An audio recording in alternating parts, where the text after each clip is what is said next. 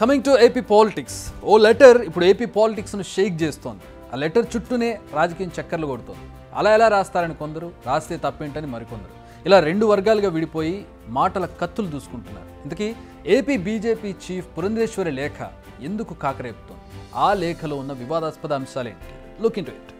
మనం ఇప్పటికే చాలాసార్లు చెప్పుకున్నాం, ఏపీలో ఎన్నికల ముందు ఏ చిన్న అంశమైనా అది బ్రేకింగ్ న్యూసేనని.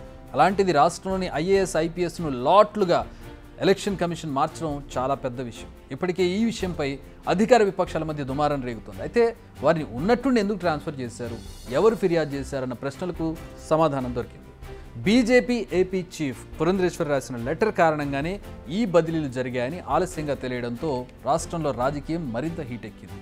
ఒకరు కాదు, ఇద్దరు కాదు, ఏకంగా 22 మంది ఐఏఎస్ అధికారులను మార్చాలంటూ పురంధేశ్వరి ఎలక్షన్ కమిషన్కు లెటర్ రాయడం అనేది చాలా సీరియస్ ఇష్యూ. అందులో వారిని ఎందుకు మార్చాలో, ఎవరిపై ఎలాంటి ఆరోపణలు ఉన్నాయో పూసగుచ్చినట్టు క్లారిటీగా వివరించారు. అయితే ఓ పార్టీ చీఫ్ ఎలక్షన్ కమిషన్కు ఫిర్యాదు చేయడం తప్పు కాదు, ఫలానా అధికారులపై ఆరోపణలు చేయడం అసలు తప్పు కాదు.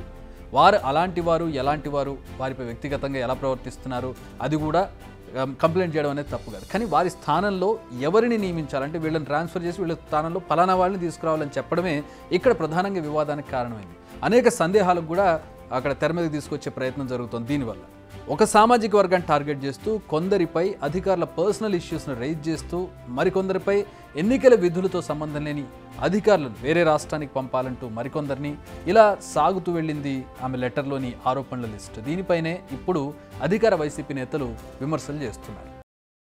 ఖచ్చితంగా ఎక్కడన్నా ఉంటే ప్రతిపక్షాలకు దానికి సంబంధించిన కంప్లైంట్ ఇవ్వడము దాంట్లో తప్పు లేదు. అలాగే ఒకసారి ఎన్నికల కమిషన్ పరిధిలోకి వ్యవస్థలు వెళ్లిన తర్వాత అధికార పక్షమైన ప్రతిపక్షమైన ఈవెన్ ప్లే గ్రౌండ్ ఇది ఉండాలి కాబట్టి ఖచ్చితంగా బాధలు ఏమంటే చెప్పుకోవడం తప్పులేదు. అయితే నాకు అర్థం కాని విషయం ఏమంటే 100కు 100%, 90% ఎక్కడ ఎవరికైనా దీనిలాగా పనిచేసే వాళ్ళ మాట విని చేసే వాళ్ళు ఎందుకుంటారు, ఎక్కడ ఉంటారు? అట్లా ఉంటే ఏ వ్యవస్థ అయినా బతుకుతుందా, ఇంతకాలం ఉంటుందా? వాళ్ళు కక్ష కట్టి డిమారలైజ్ చేయడానికి, బ్యూరోక్రసీని కానీ అధికార యంత్రాంగాన్ని, ఉద్యోగుల మానసిక స్థైర్యం దెబ్బతీయడానికి, తద్వారా కన్ఫ్యూజన్ క్రియేట్ చేయడానికి, అంటే చెప్పడానికి వీళ్ళకేం లేదు, పాజిటివ్ అజెండా లేదు, లేదా హోప్ క్రియేట్ చేసే అజెండా లేదు. అందుకని ఇలాంటివి తప్పుడు ఎత్తులు వేసి రాస్తున్నారు. ఇవే కాదు, ఇదంతా టీడీపీ అధినేత చంద్రబాబు డైరెక్షన్లో జరుగుతుందన్న ఆరోపణలు కూడా వినిపిస్తున్నాయి. ఆయన చెబితేనే పురంధేశ్వరి లెటర్ రాశారన్న విమర్శలు వచ్చాయి. నిరాధారమైనటువంటి అవినీతి ఆరోపణలను అంటగడుతూ ఆవిడ ఉత్తరాన్ని రాస్తారు మరిది గారి కోసం. ఈ చంద్రబాబు నాయుడు గారు వదిన గారు తన మరిది చంద్రబాబు నాయుడు కోసం ఆంధ్రప్రదేశ్ భారతీయ జనతా పార్టీని బాబు జనతా పార్టీగా మార్చేసినటువంటి వైనాన్ని మనందరం కూడా చూస్తున్నాం మన కళ్ళతో. అయితే అధికార పార్టీ నేతలకు తొత్తులుగా మారి విపక్షాలను ఇబ్బందులకు గురి చేస్తున్న వారిపై మాత్రమే తాము ఫిర్యాదు చేశామని, అంతేగాని తమకు అధికారులపై ఎలాంటి వ్యక్తిగత కక్షలు లేవంటున్నారు బీజేపీ నేతలు. అంతేకాదు, వారిని ఆ స్థానాల నుంచి తప్పించే వరకు పోరాడుతూనే ఉంటామని బల్లగుద్ది మరీ చెబుతున్నారు. గత 5 సంవత్సరాలుగా ఈ అధికార పార్టీ కారణంగా ప్రతిపక్ష పార్టీలను ఇబ్బందులకు గురి చేస్తున్నారు.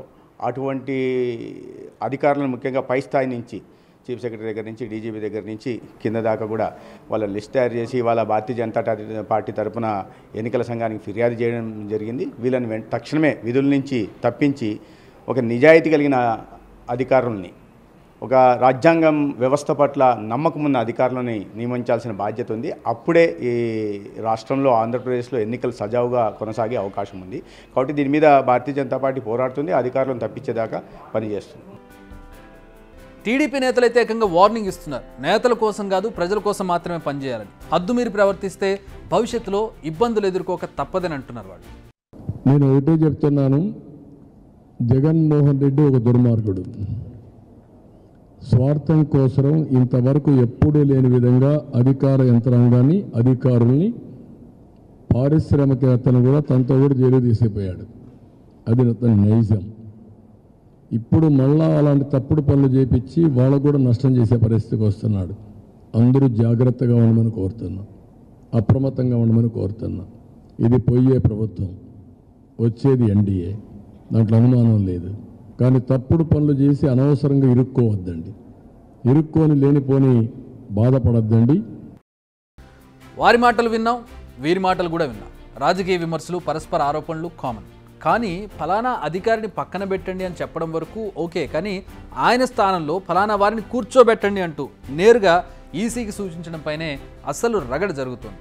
అంటే ఇది ఉద్దేశపూర్వకంగా కావాలని రాసిన లేఖన, తమకు అనుకూలంగా పనిచేసేవారిని నియమించుకోవాలనే కుట్రన, అందుకే ఈ లేఖను రాశారన్న అనుమానాలను వ్యక్తం చేస్తున్నారు వైసీపీ నేతలు.